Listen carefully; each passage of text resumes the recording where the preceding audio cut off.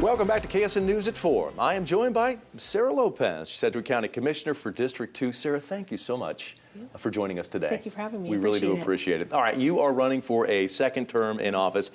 Give us a quick overview of maybe some of your major accomplishments during your first 4 years. Sure. You know, I'm really proud of the work that we've been able to accomplish over the last 4 years. When I started, we were about 65% staffed overall, which you really just can't run an effective organization at that staffing level. Yep. So between better wages and better benefits, we've been able to improve staffing to about 90% average today, so significantly being able to improve those services.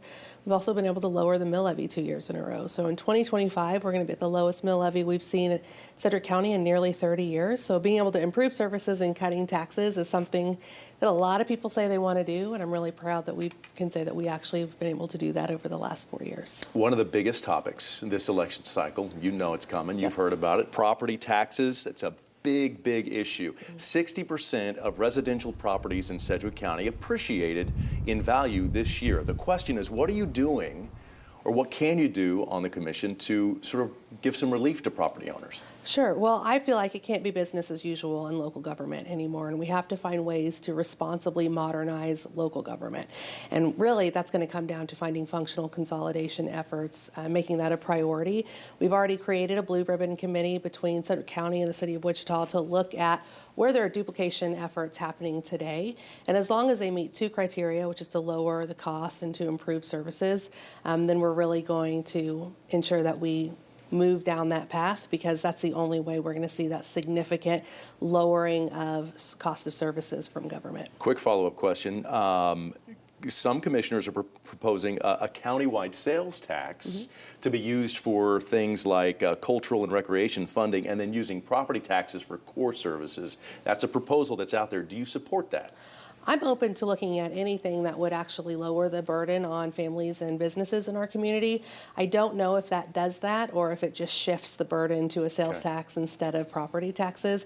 I think if we really want to reduce the cost of government, it's got to be through functional consolidation. Gotcha. Aviation industry is at Sedgwick County's core. Spirit, Textron Aviation, top two employers in the greater Wichita area, both facing some rough roads right now. Thousands of Textron machinists are on week 4 of their strike after rejecting a contract offer. Spirit has a tough year after that door plug blew out of that 737.